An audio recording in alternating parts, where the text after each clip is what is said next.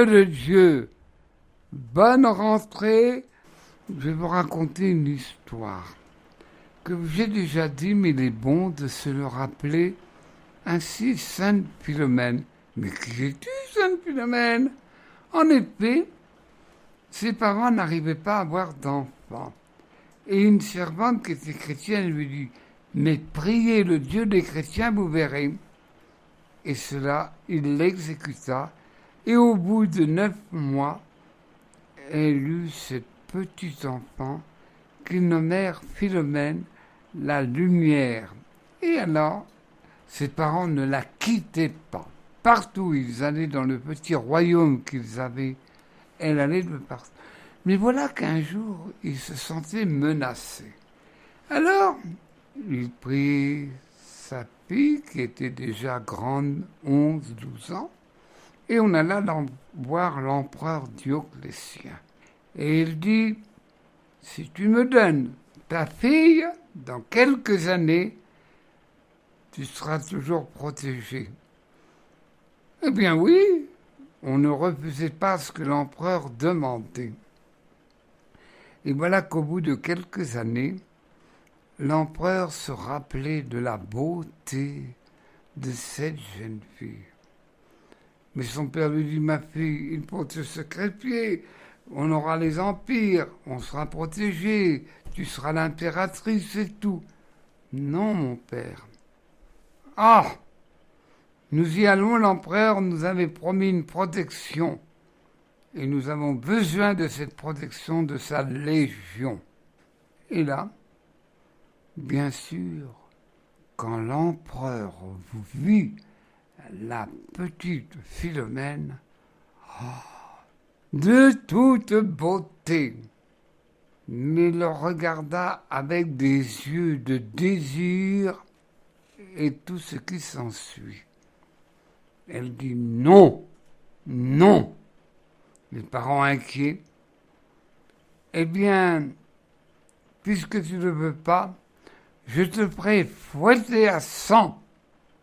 Mais voilà que, imprévu, autant de l'empereur que de la petite Philomène, après avoir eu son corps, sa peau déchiquetée, il la retrouva le lendemain dans une peau saine et tout, et encore plus de beauté. Mais tu es une sorcière! Je te veux comme mon épouse et tu seras l'impératrice. Non, non, non.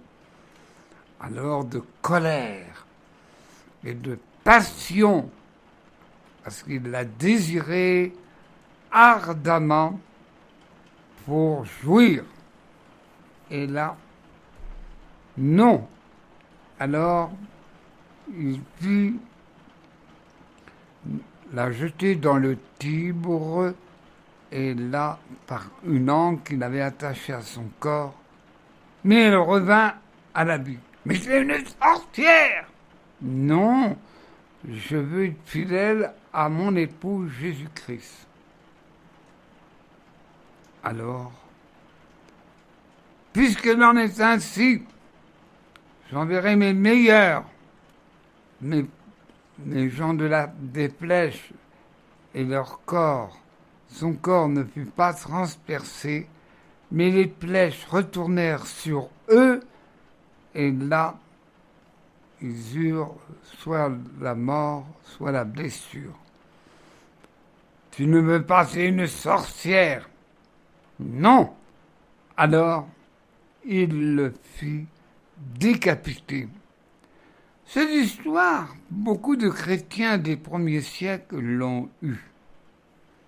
Mais Philomène, enfouie dans l'oubli de la vie et de l'histoire, on découvra en 1802 le cimetière souterrain où les chrétiens s'enterraient, et là il vit du sang, et sur sa tombe était mis Philomène.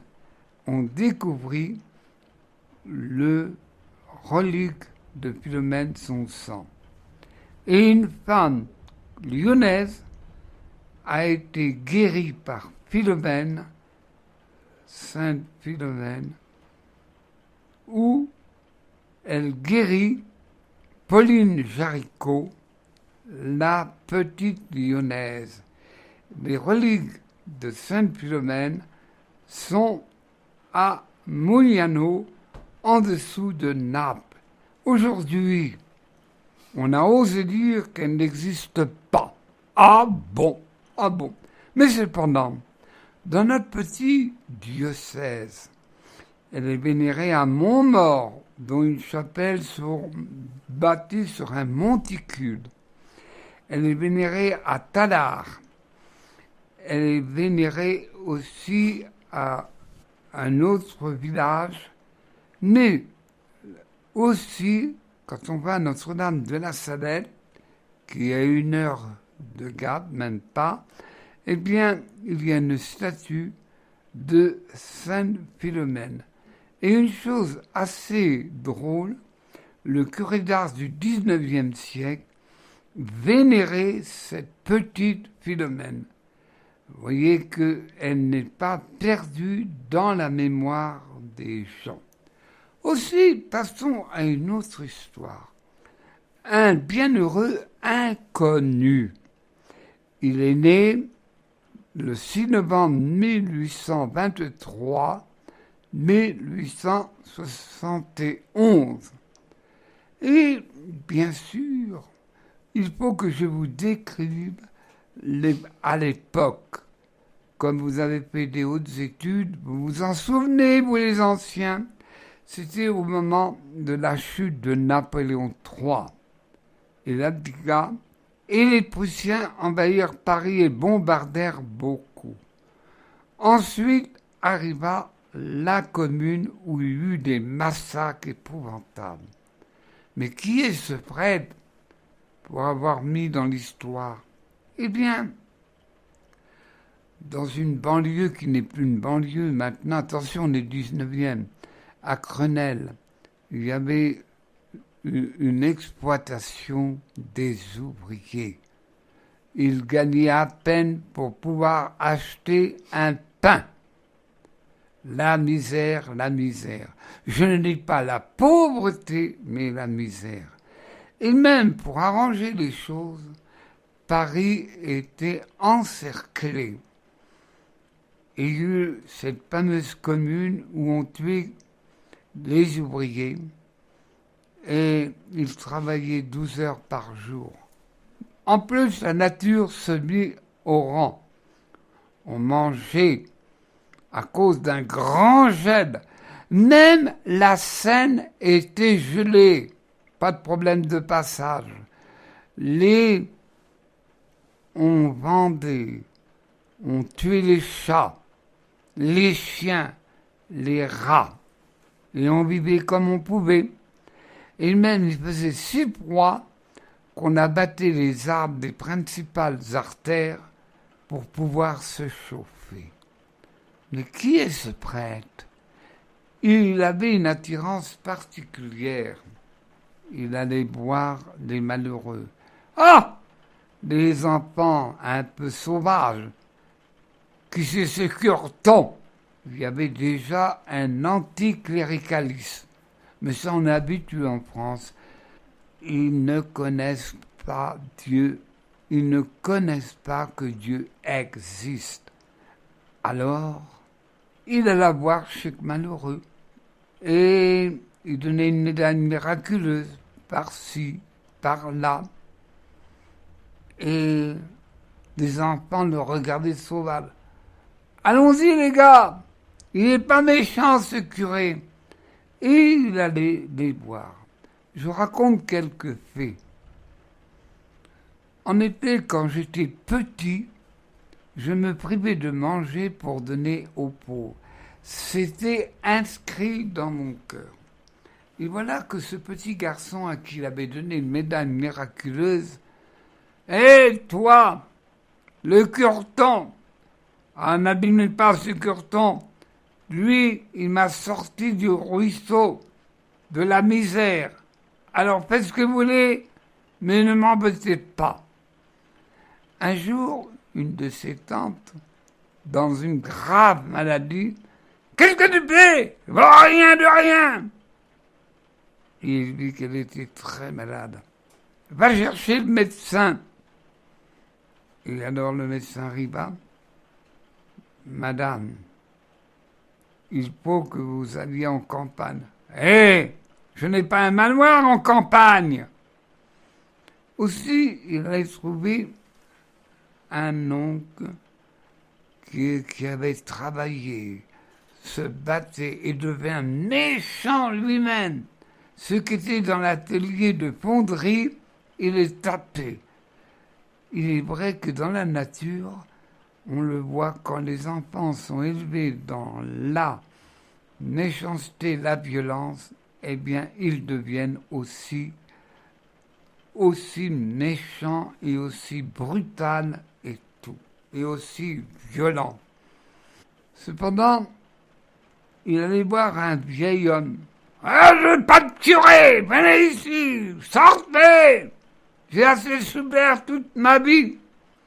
Eh bien, ce curé Henri Blanchard pria pendant des heures, appuyé le long d'un mur, avec un gel effroyable, et au bout de 3 heures, la femme l'appelle lui. Monsieur le curé, mon mari veut vous voir. Et alors, il confessa sa vie, il reçut le pardon. Mais ce qu'on a remarqué de lui, dans cette banlieue où les pauvres se méfiaient, mais il a été très fidèle. Aller voir chacun, alors se faire envoyer sur les roses, et encore, lancer des cailloux, mais il ne renonçait pas. Si bien qu'il était connu de tous ces pauvres. Et il demandait à ceux qui avaient un peu d'oseille, d'argent, pouvez-vous me donner un pain? Pouvez-vous me donner une soupe? Ah, monsieur l'abbé, nous aussi on est dans la souffrance. Ah, je vous file un pain. Et il alla boire. Ah, monsieur l'abbé, j'ai 2 enfants et ils ont besoin d'un pain. Ce n'est qu'une description. Et bien sûr, quand les Prussiens ont envahi Paris, après vint une révolte intérieure, la Commune. On bouffait du curé. Les pauvres étaient obligés de s'embaucher à l'armée pour pouvoir manger un peu.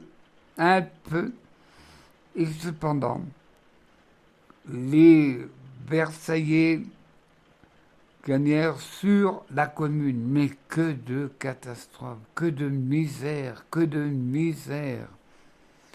Il y eut une grande révolte du même sens. Les canuts à Lyon pendant la Révolution française dans les années 1791. Et il y en a eu beaucoup de crimes d'épouvantables. Et bien sûr, comme on était anti-curé, il fut condamné en 1871 et pendant la Commune. Et bien sûr, il a été béatifié. L'Église n'est pas pressée, c'est pas comme l'administration. En 23, béatifié à l'église de Saint-Sulpice. Il faisait partie, bien sûr, de la communauté Saint-Vincent de Paul, qui, comme vous le savez, Saint-Vincent de Paul est toujours vivant dans le cœur des Français. Voilà, bon peuple de Dieu, encore un héros de l'évangile de Jésus. Aime ton prochain. Et c'est pas évident. Bon peuple de Dieu, merci.